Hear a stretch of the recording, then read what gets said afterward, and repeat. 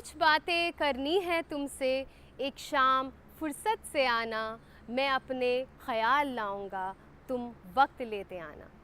नाजरीन आदाब, कुछ लम्हे फुर्सत के लेकर हाजिर हूँ। मैं आपकी दोस्त एनब और आप सभी का खैर मकदम करती हूँ। भाई हमारी तो यही कोशिश रहती है कि अपने इस प्रोग्राम के ज़रिए हम आप तक उम्दा और नई नई जानकारियाँ पहुँचा सकें, जिससे आप फैज़याब हों और उसके साथ साथ ज़िंदगी में आगे बढ़ने और अपने टैलेंट को, अपने हुनर को संवारने, निखारने के लिए मोटिवेट हो सकें।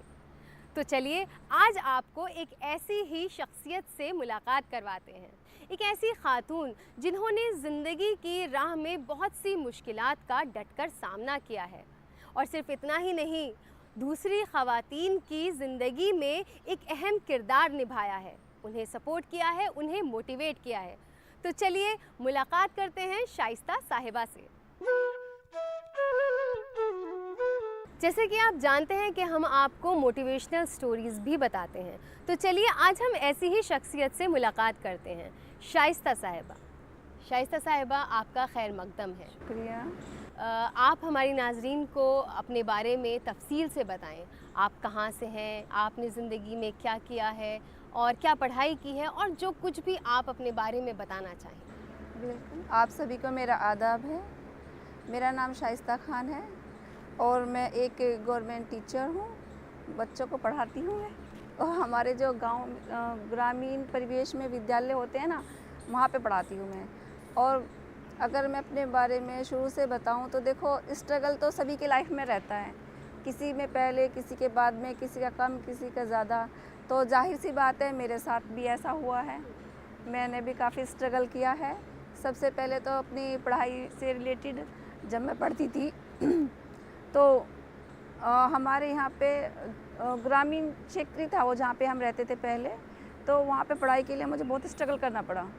10th तक की पढ़ाई मैंने प्राइवेट की, रेगुलर की है, और उसके बाद की पढ़ाई सारी मैंने प्राइवेट की है, क्योंकि बाहर जाना पड़ता। मैं डॉक्टर बनना चाहती थी पेशे से, लेकिन मैं बन नहीं पाई क्योंकि उसके लिए मुझे बाहर जाना पड़ता और पेरेंट्स ने ये अलाउ नहीं किया था, बाहर जाना अलाउ नहीं किया था।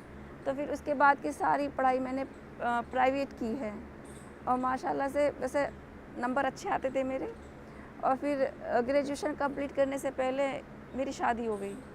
मेरे घर वालों को अच्छा लड़का मिल गया, रेलवे में जॉब थी उनकी अच्छी, तो मेरी शादी हो गई। तो जब मेरी शादी हो गई, जो मेरे हस्बैंड थे वो काफ़ी कोऑपरेट करने वाले थे, बहुत अच्छा मिजाज था उनका। उन्होंने बोला कि पढ़ाई तो कंप्लीट होनी चाहिए, ग्रेजुएशन कंप्लीट होनी चाहिए, तो उन्होंने मेरी ग्रेजुएशन कंप्लीट कराई शादी के बाद। उसके बाद अल्लाह का हुक्म, वो शहीद हो गए। तो उनके सामने मैंने फॉर्म भरा था, मेरी ट्रेनिंग चल रही थी बीटीसी की, जिस दौरान वो शहीद हुए। उसके बाद तो बस मेरी लाइफ में स्ट्रगल स्टार्ट हो गया।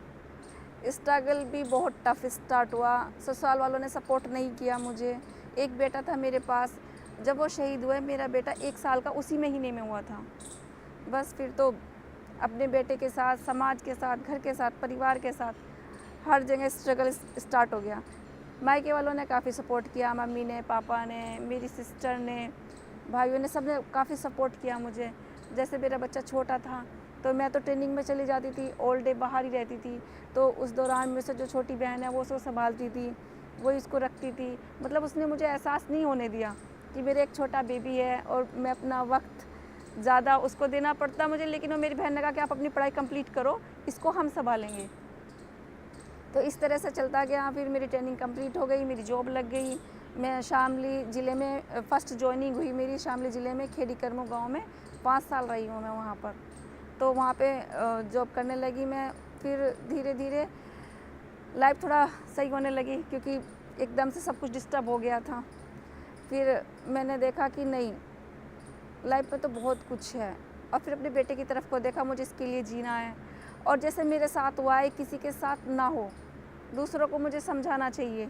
तो मैंने अपनी लाइफ को दोबारा स्टार्ट किया। मैंने रीमैरिज की, दोबारा शादी की। वो मेरे हस्बैंड वो भी काफ़ी कोऑपरेट करने वाले हैं। उन्होंने ही कहा मुझे, मेरे नाना ने कराई थी शादी, तो नाना ने कराई थी, लेकिन हस्बैंड काफ़ी अच्छे थे। उन्होंने बोला कि नहीं, आपको शादी करनी चाहिए दोबारा, एक और ज़िंदगी को मौका देना चाहिए। तो फिर मैंने शादी कर ली। मेरे साथ एक ऐसे किस्सा हुआ, हमारे यहाँ जो काम करने वाली है ना, तो उसके हस्बैंड उसको परेशान करते थे, बहुत तंग करते थे। तो मैंने उसको बताया, यार तुम कमाती हो तो तुम इतने परेशान क्यों होती हो, उसको कहीं भी मार देना। वो रोती थी। उसको एक बार आई, उसको खून निकल रहा, वो बोल रही मुझे कि देखो बाजी उसने ऐसा मारा कि खून निकल रहा है मुझे। तो मैंने कहा तुम खुद कुछ कर सकती हो। उसको पुलिस का नंबर दिया कि इस पर कॉल करो और तुम्हारे हस्बैंड सेट हो जाएंगे। तो उसने फ़ोन किया, मतलब उसके अंदर इतना साहस भर गया, जो बोलती नहीं थी अपने पति के सामने वो बोली। उसने जाके उसको ऐसे ही बोला, थाने में फ़ोन कर दिया, पुलिस आ गई। तो उसके हस्बैंड डर गए, मतलब उसको फिर परेशान नहीं किया।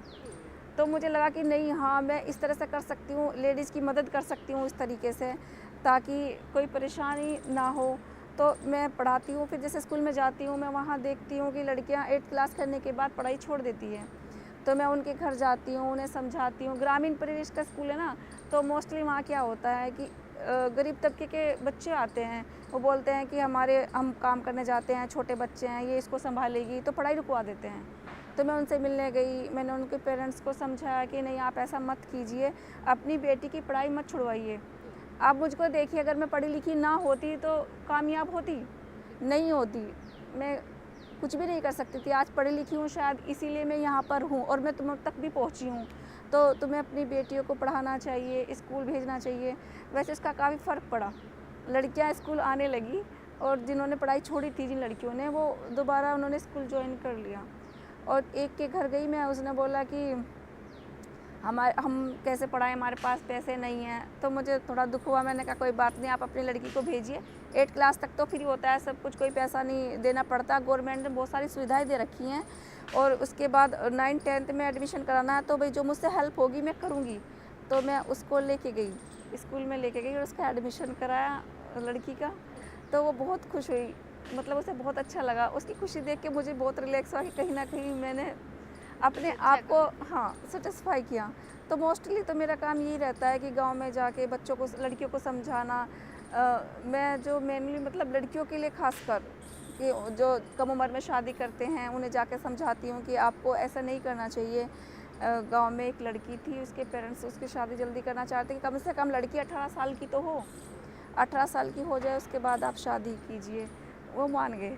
ये आपने बिल्कुल ठीक बात कही कि आज के वक्त में भी पेरेंट्स अपने बच्चों को, लड़कियों को ख़ास तौर पर नहीं पढ़ाते हैं, जबकि तालीम इतनी अहम है कि अगर हम तालीम याफ्ता हों तो हम ज़िंदगी में आगे बढ़ सकते हैं, अपने कदमों पे खड़े हो सकते हैं, किसी के ऊपर डिपेंड रहने की ज़रूरत नहीं रहेगी। लेकिन आज भी इस मतलब इतना आगे हम लोग बढ़ चुके हैं, उसके बावजूद आज भी लोग जो हैं अपने बच्चियों को पढ़ाते नहीं हैं, स्टडीज़ के लिए मोटिवेट नहीं करते हैं। तो इस चीज़ में आपने एक अहम किरदार निभाया है।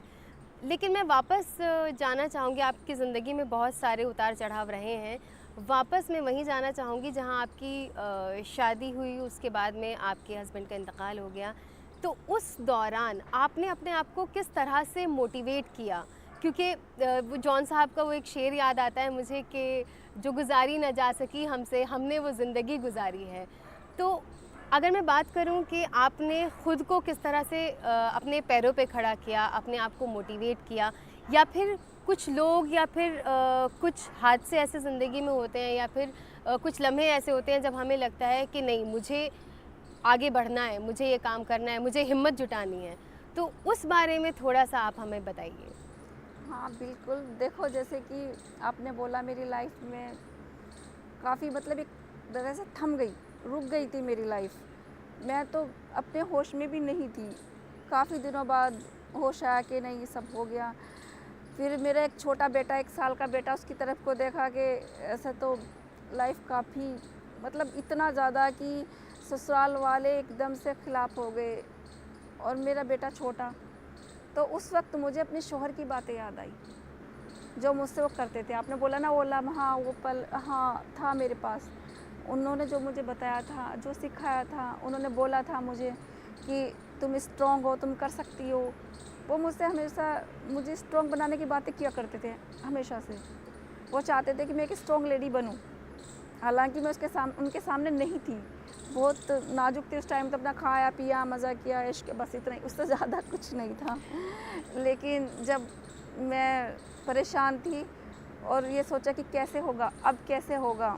और छोटे बेटे को देखा, वो मेरे सामने चल रहा था, मतलब गुडलिए चल रहा था, जैसे बच्चे चलते हैं ना छोटे। उसे देखा कि इसको तो अभी कुछ भी नहीं पता, उसे तो ये भी नहीं पता कि उसका बाप अब इस दुनिया में नहीं रहा, तो उसके लिए जीना है मुझे। आपके जो अपने एक्सपीरियंसेस रहे हैं लाइफ के, इतने सानेहा गुजरे हैं और फिर अपने आप को खुद को आपने स्ट्रॉन्ग बनाया है, तो आपने जिस तरह से और लड़कियों को या औरतों को जो सहारा दिया है या फिर उनके लिए एक तरह से आपने मदद की है, उनके साथ खड़ी रही हैं, तो वो मोटिवेशन कहाँ से आई और किस तरह से आपने उनको सहारा देना शुरू किया या फिर मदद करनी शुरू की? अ, देखो, अगर मुझे फैमिली सपोर्ट ना मिलता, घर वालों का सपोर्ट ना मिलता, तो शायद मैं भी इस तरीके से खड़ी ना हो पाती। क्योंकि मुझे सपोर्ट मिला मेरे घर वालों का, मेरे बड़ों का। मेरे नाना मतलब बड़े थे वो, लेकिन वो चाहते थे मैं शादी करूं। 4 साल बाद शादी की है मैंने। मैं बोलती थी नहीं, मुझे शादी नहीं करनी है, मैं ऐसे रह सकती हूँ, मेरा एक बेटा है। लेकिन मेरे नाना ने मुझे बुलाया, सब समझाते थे फैमिली में, लेकिन नाना, खासकर नाना ने समझाया मुझे कि नहीं बेटे, आपको शादी करनी चाहिए, आपकी उम्र कम है और देखो लाइफ पार्टनर ज़रूर चाहिए। अगर तुम्हारा लाइफ पार्टनर होगा तो तुम्हारी लाइफ ईजी हो जाएगी, तुम्हें शादी करनी चाहिए। तो उनका मुझे सपोर्ट मिला और तब तब मैंने शादी की। और उन्होंने मुझे मतलब एक तरह से कन्विंस किया। मैं तो बोलती थी नहीं, मुझे शादी नहीं करनी है, लेकिन उन्होंने मुझे इस तरीके से कन्विंस किया कि मैं शादी के लिए रेडी हो गई और मैंने शादी कर ली। तो मेरे ज़हन में ये बात आई कि फिर कि मुझे अगर सपोर्ट ना मिलता तो शायद मैं ये दूसरी शादी ना कर पाती। तो इसी लिहाज से मुझे भी दूसरों को मोटिवेट करना चाहिए ताकि उनकी लाइफ में भी खुशियाँ आ जाए। क्यों जो मुझ जैसी औरतें हैं, कम उम्र में विडो हो जाती हैं और दूसरी शादी करना चाहती हैं, मैं उनको सपोर्ट करूं ताकि उनकी लाइफ में भी खुशियां आ सकें। ये सही बात है कि सपोर्ट भी ज़रूरी होता है।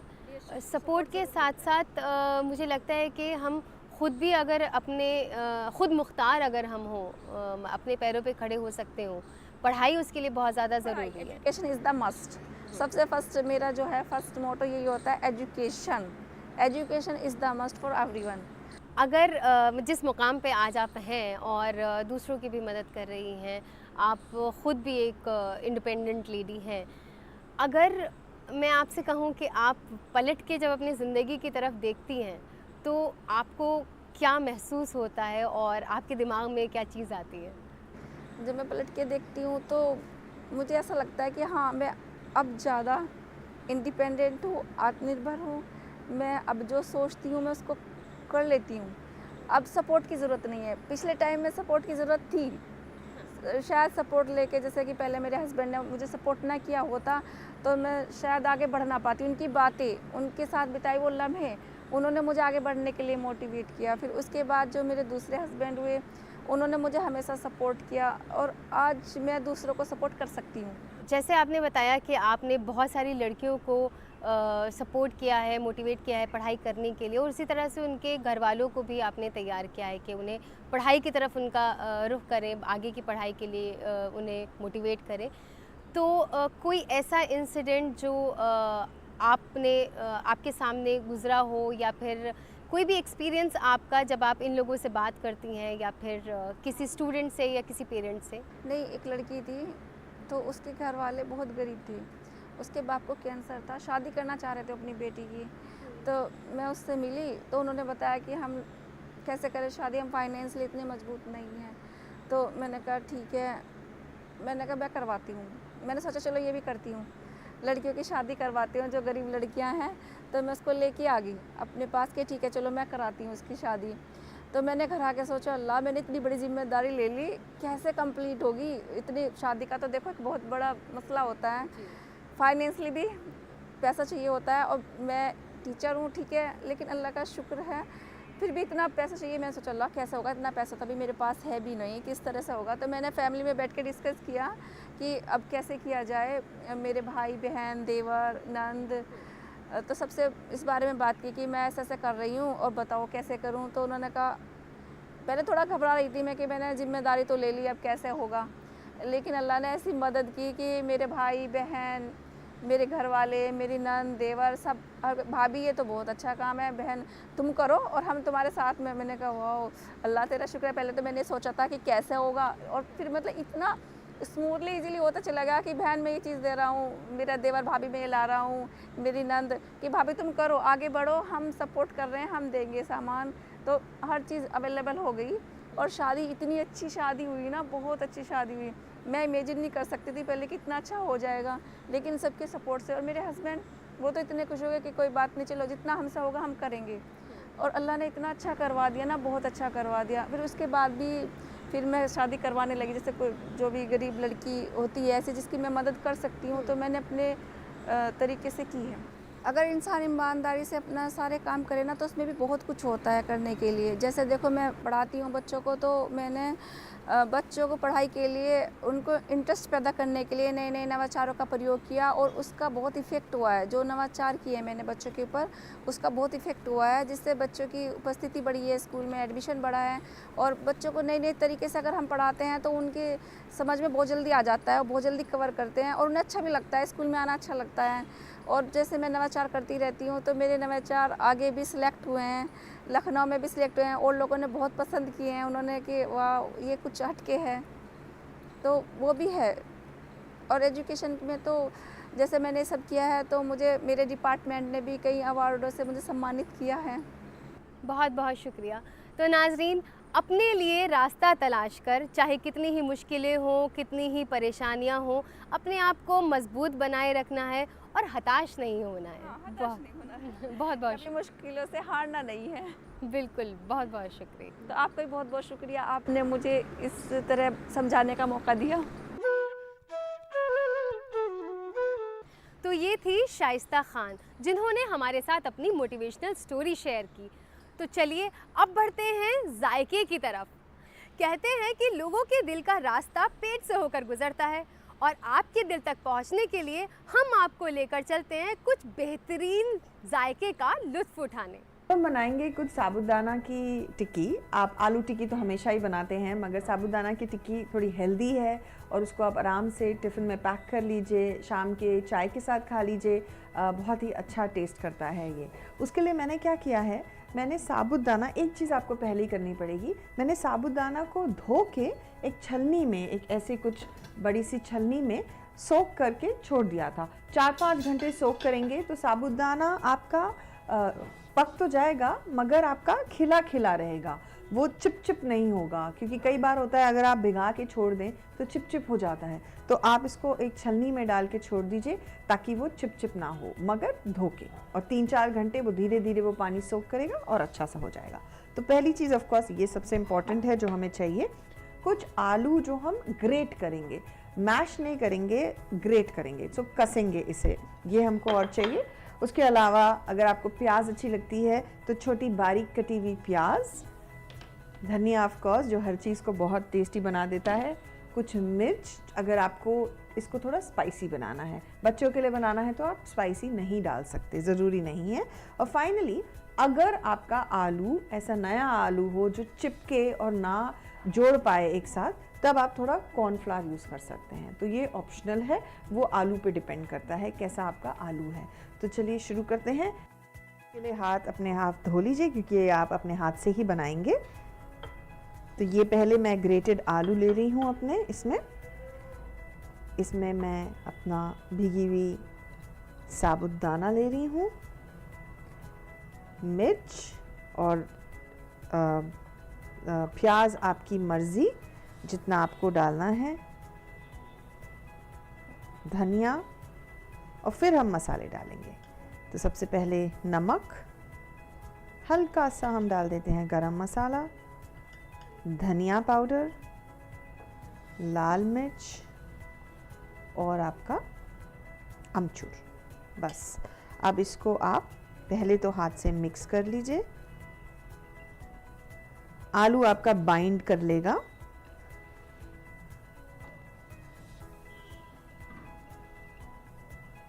उसके बाद हल्की सी इसमें हम डालेंगे कॉर्नस्टार्च, कॉर्नफ्लावर, वो बाइंडिंग के लिए होता है।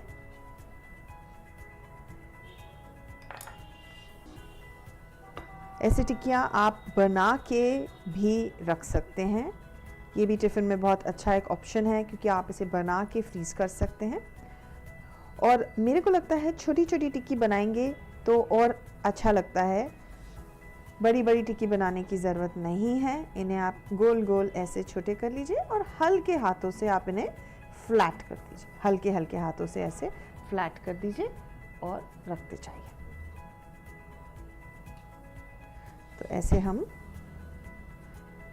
हल्के हल्के हाथों से पहले इन्हें गोल कर लेते हैं, बहुत हल्के हाथों से। फिर इन्हें हल्के हल्के हाथों से आप फ्लैट कर दीजिए। बस कोशिश करिए धनिया आपका अंदर रहे, नहीं तो फ्राइंग के टाइम ये निकलेगा। ऐसे आप बना लीजिए। थोड़ी देर रेफ्रिजरेटर में रख लीजिए, फ्रिज में रख दीजिए 10-15 मिनट, और फिर आप इनको आराम से एयर फ्राई या शैलो फ्राई आप कर सकते हैं।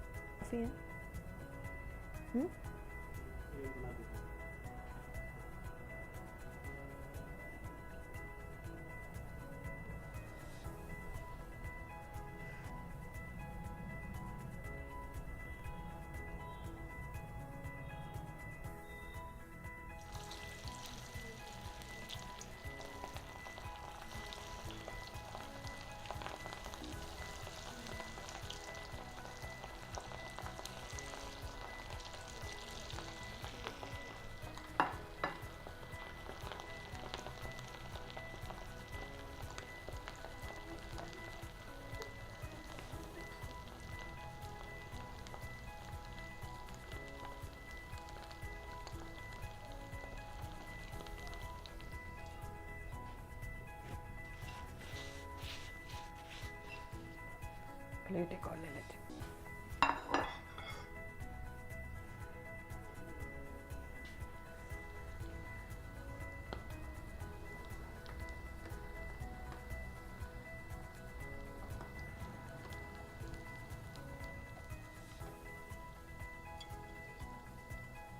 ये देखिए एकदम नाइस एंड क्रिस्प आपकी टिक्की तैयार।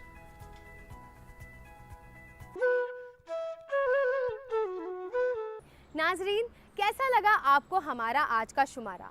उम्मीद करती हूँ बेहद पसंद आया होगा। तब तक के लिए मुझे आपकी दोस्त को दीजिए इजाज़त। खुदा हाफिज़। मुस्कुराते रहिए, हंसते रहिए, खाते पीते रहिए। खुदा हाफिज़।